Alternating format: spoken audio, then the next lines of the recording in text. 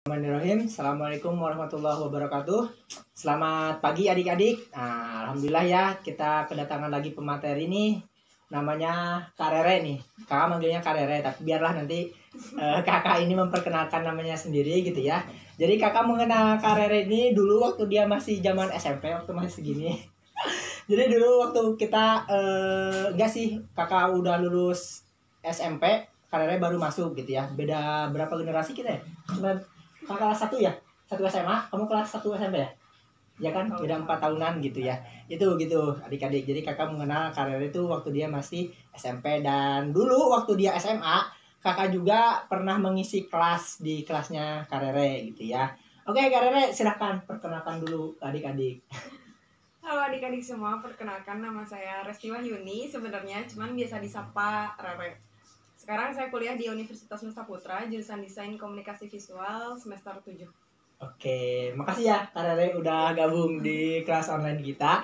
Oke, adik-adik sama ya kayak video yang sebelum-sebelumnya. Jadi kita akan terlebih dahulu membahas tentang biaya. Karena bagaimanapun biaya itu yang paling penting dalam perkuliahan. Nah, jadi berapa nih Kak Rere yang harus kita keluarkan di Universitas Nusa Putra ini?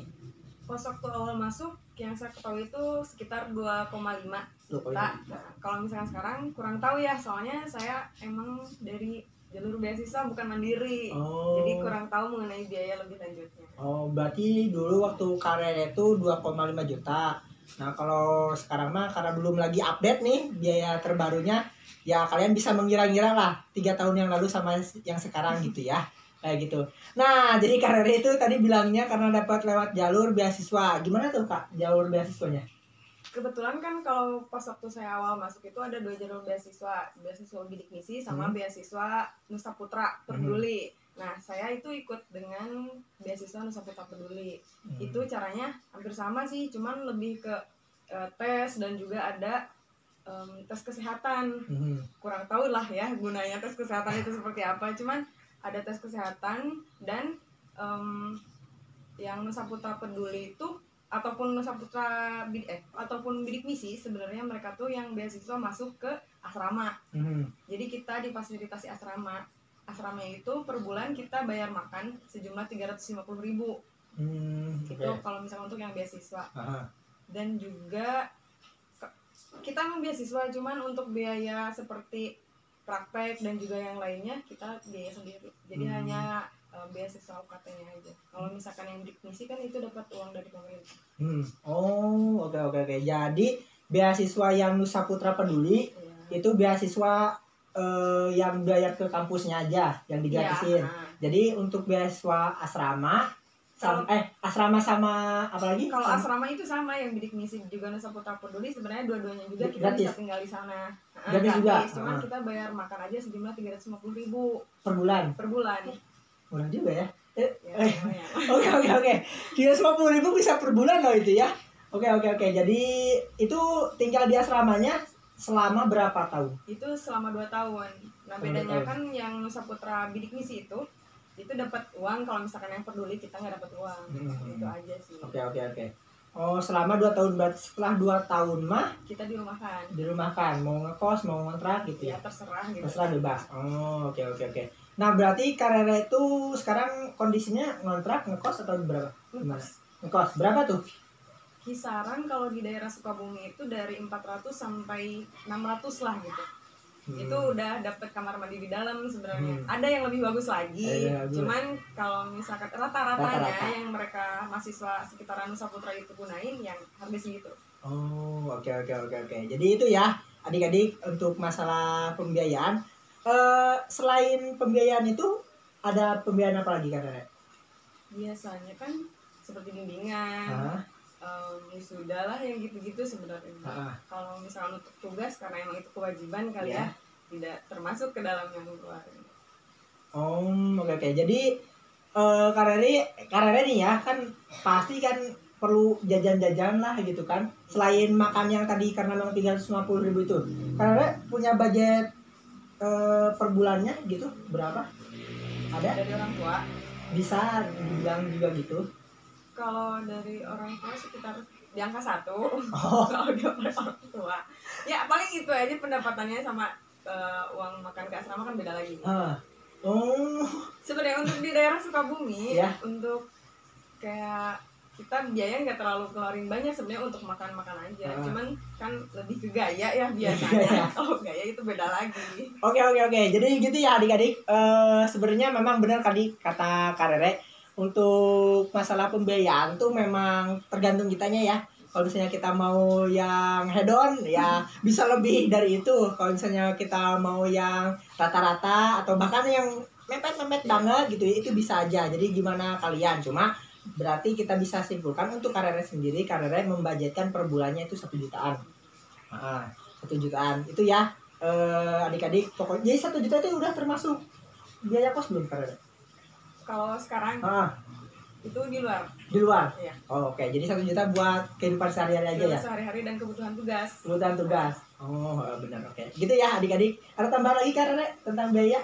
Tentang biaya cukup sih sebetulnya. Cukup ya. Oke, cukup ya adik-adik kayak gitu. Nah, kita akan masuk ke jalur masuk tadi. Karena jalur masuk tadi belum lengkap nih. Jalur masuknya apa aja tuh Kak Rere? Biasanya tes aja. Tes aja. Kalau misalkan yang sekarang itu ada online-nya kan. Kalau misalkan dulu pas waktu awal masuk offline semuanya. Kita tes, datang ke kampus, daftar ke kampus, masih pakai selembaran tuh, isi selembaran, kumpulin ke kampus, kita tes. Tesnya itu kalau pas dulu ada kayak bahasa, dari bahasa Inggrisnya juga kita dites, baca tulis Al-Quran karena emang kita beasiswa dan masuk asrama, terus fisik, udah sih kalau nggak salah segitu. Udah gitu aja ya. Nah itu ya, jadi adik-adik kalian jangan terlalu meribatkan ya gitu ya, masuk aja dulu gitu kan, masalah keterima atau enggak ya mah nanti gitu ya. Oke gitu ya. Nah kalau Kak Rere sendiri tuh yang dapat beasiswa nih kan, anak-anak juga pasti kan banyak tuh yang ngejar beasiswa nih. Nah itu kalau misalnya kita pengen dapat beasiswa apa aja tuh yang perlu dipersiapkan juga? Nilai sih. Nilai. Sama keberanian sebenarnya. Terus kalau misalkan dilihat sekarang kan tergantung keberuntungan juga. Benar tuh. Soalnya ada aja yang dulu pas waktu sebelum kuliah di Nusa Putra kan daftar juga nih ke universitas lainnya. Kok temen yang dapat nilai segini kok bisa masuk gitu, saya gini kadang mikir juga ke sana gitu. Cuman kalau misalkan di Nusa Putra emang lebih ke ya udah nilai aja sama nilai raport maksudnya. Berapa waktu dulu kalau rata-rata atau gimana? Rata-rata berapa tuh? Berapa ya? Lupa. lupa 3 tahun yang lalu.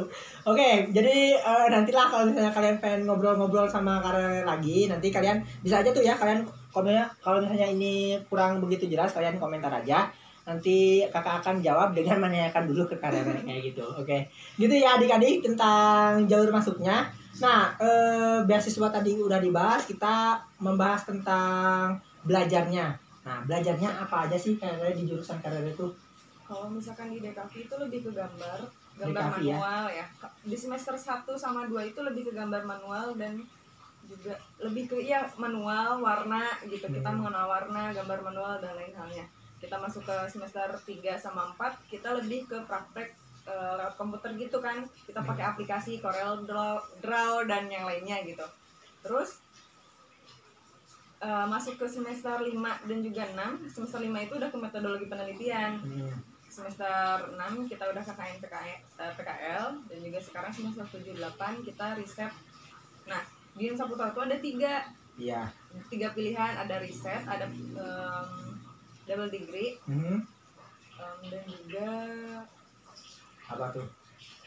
Lagi magang. Oh, magang. Nah, Oke. itu kita bisa pilih di antara itu semua untuk sebelum kita memasuki ke skripsi. Nah, kita ada 3 pilihan itu. Kita bisa milih salah satu. Itu diselesaikannya 6 bulan. 6 bulan kemudian kita baru ke skripsi. Ya berarti karena memang berarti skripsinya baru bisa tahun depan ya? Ya. Tahun depan. Oke, gitu ya adik-adik tentang pembelajaran desain komunikasi visual kayak gitu. Nah, Kak Rere sendiri alasannya apa nih ngambil jurusan ini? Alasannya, nah di jurusan DKV itu sebenarnya ada fotografi, fotografi, videografi. Awalnya karena suka tampil lah gitu. Dulu pas waktu zaman SMA, makanya ngambil di sana. Tapi Ya karena mungkin desain komunikasi gitu ya, desain lebih ke desainnya. Jadi untuk fotografi, videografi itu lebih sedikit.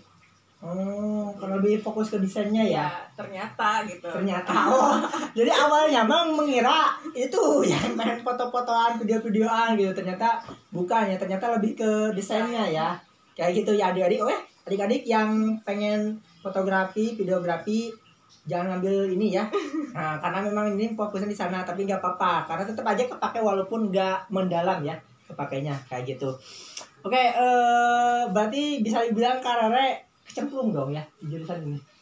Bisa karena dibilang. Dari IPA gitu, IPA kita masuk ke situ gambar dong, yang emang basicnya kita ngitung gitu ya, tiba-tiba ngegambar kayak kaget lah. Oh, berarti ini lebih direkomendasikan buat IPS ya? Iya. Atau yang hobi-hobi gambar, mungkin anak IPA juga sebenarnya boleh, cuman yang kayak hobi gambar, ya. yang gitu-gitu, animasi gitu ya. Oke. Nah, bisa lah Kak Rere memberikan sepatah dua patah kata buat adik-adik yang mungkin nanti bisa jadi kecemplung, sebenarnya kalian nggak minat di jurusan ini, tiba-tiba masuk di jurusan ini. Gimana tuh kiat-kiatnya buat adik-adik? Kalau memang semisal kalian kuliahnya emang dari hati pengen kuliah sih sebenarnya, jalanin aja dulu gitu. Kalau emang kalian masih mampu, tapi kalau dari awal kalian emang udah angkat tangan dengan jurusan tersebut, ya udahlah gitu, mending pindah aja. Iya ya. Terlebih kalau misalkan emang kalian mandiri bukan beasiswa, karena emang beasiswa juga kecemplung kayak ya udahlah lanjutin aja. Kalau mandiri kan ngeluarin duit tuh, jadi aduh sayang juga kan kalau tidak dengan hati gitu ya. Kalau remah karena ada beasiswa ya udahlah gak apa-apa. Oke, siap, masuk akal juga ya Kak. Oke, nah terus Kak kan dengan jurusan desain komunikasi visual ini bisa merencanakan apa tuh ke depannya kalau misalnya kita ngambil jurusan ini? Prospek kerja gitu. Bisa dibilang kayak gitu juga. Lebih ke TV. Ke TV ya? Ya. Kalau misalkan kalian emang suka di bidang TV, komunikasi kayak gitu, emang bisa di TV. Broadcasting kayak gitu ya? Animasinya sih. Oh, animasinya. Kalau misalkan emang kalian mau kerja sendiri gitu, kalian bisa paling buka jasa gambar gitu, edit foto, video gitu. Jadi YouTuber tuh ya? Iya, bisa sebenarnya. Iya bener loh, jadi banyak kan YouTuber yang kontennya tentang animasi gitu, jadi tidak selalu kita yang tampil depan kamera kayak gitu ya Kak Rere. Nah, itu cocok tuh buat kalian tuh. Oke, itu tentang rencana ke depan gitu ya. Nah, sekarang mah sesi bebas aja nih Kak Rere. Kak Rere mau menyampaikan apa ke adik-adik, silahkan bebas. Apa ya tentang kuliah? Ya, apa aja bebas. Gimana Kak Rere? Kalau misalkan emang kalian dari awal nih pengen cita-cita jadi ini, kuliah di sini, kalian kejar aja dulu itu gitu. Jangan sampai suatu penyesalan ya dulu ketika daftar kuliah katanya ambil jurusan yang emang jarang orang lain minat. Sempet tuh kecemplung juga ke sana, nyobain lah, ternyata sama saja gitu. Kalau misalkan emang kalian sukanya di jurusan tersebut, ya udah cobain aja terus gitu di jurusan tersebut. Kalau misalkan emang kalian udah gagal, baru nyoba ke yang lain. Jangan sampai kayaknya nggak bakalan deh gitu, udah nyerah di awal nih. Mending ya udah terusin aja sama jurusan yang emang kita mau. Oke, itu ya amanah dari Kak Rere tuh buat kalian. Jadi itu mah tergantung kalian mau ngikutin apa yang kalian sampaikan atau enggak, juga itu mah bebas, gimana kalian aja. Yang penting kita udah menyampaikan sebaik mungkin tentang jurusan ini ya, desain komunikasi visual kayak gitu. Dan kakak rasa dengan biaya yang cukup murah sih ya ini ya. Ya kan cukup murah, bisa dibilang cukup murah loh desain komunikasi visual. Dengan harga di bawah 5 juta tuh menurut kakak termasuk murah sih ya. Tapi ya kalau misalnya kalian masih pengen nyari perbandingan yang lain ya silahkan gitu ya. Tapi kalau menurut kakak ini udah cukup murah sih harga segini kayak gitu, untuk jurusan yang ya cukup menguras banyak kreativitas lah ya kayak gitu. Uang sih sebenarnya kalau misalkan kita udah terjun, karena tugas-tugasnya itu kita harus beli kayak frame, alat-alatnya gitu. Dan sekali UAS nih kita harus ngumpulin karya kan. Itu bisa kayak satu karyanya tuh kurang lebih lah gitu 200.000 lah untuk satu karya sebenarnya. Itu sekali UAS. Satu mata kuliah. Iya, 1 mata kuliah. Berarti kalau misalnya ada 12 mata kuliah? Sebenarnya nggak semuanya. Nggak semuanya, cuman biasanya kalau misalkan UAS atau UTS gitu ngumpulin tugas itu kurang lebih seharga segitulah gitu. Oke. Dan itu di luar beasiswa ya? Di luar. Karena itu memang kebutuhan pribadi ya. Itu adik-adik, oke. Pantesan ya karena 1 juta per bulan gitu. Oke, itu ya. Ada lagi yang mau disampaikan, Kak? Jangan jadi mahasiswa kupu-kupu. Gimana Kerasa diceritain? soalnya gitu. Saya kuliah kupu-kupu banget. Dulu atau sekarang juga masih? Sekarang juga masih. Kupu-kupu banget. Nyesal. Sedikit nyesel. Emang kenapa? Gimana? Gak kenal orang banyak gitu. Sekalian udah bahkan sama teman sekelas nih, sama teman sekelas aja kurang begitu greget lah gitu. Oh gitu. Saking ya. abis kuliah pulang paling ngadirin acara di kampus tuh kayak nonton aja udah pulang lagi. Organisasi juga apa ya, ikut padus aja doang gitu. Gitu ya adik-adik nih. Jangan sampai kalian ketika udah di titik akhir mau lulus, baru mikir, saya 3 tahun nih jadi mahasiswa kupu-kupu kayak gitu ya. Terus apa lagi Kak yang mau disampaikan? Ngobrol-ngobrol santai aja. Mengenai kuliah udah paling segitu, jangan jadi kupu-kupu, terus jurusan kalian milih yang kalian mau. Cukup. Oke, gitu ya adik-adik. Pokoknya nah ini adik-adik kalau pengen kenalan sama Kak Rere bisa kontak di mana? Boleh DM di Instagramnya RayWYN. Nah itu ya, nanti kakak tulisin juga di edit gitu ya. Oke, itu ya Kak Rere. Terima kasih sekali lagi sudah bergabung di kelas online kita. Buat adik-adik yang merasa kurang jelas untuk penjelasan kita, silahkan komentar. Nanti akan kakak sampaikan ke Kak Rere dan nanti akan kakak sampaikan lagi ke kalian. Terus buat kalian yang pengen tahu jurusan lain, kampus lain, silahkan komentar aja. Nanti kakak carikan juga pematerinya gitu ya. Sekali lagi makasih Kak Rere sudah bergabung. Sampai jumpa lagi video selanjutnya. Assalamualaikum warahmatullahi wabarakatuh.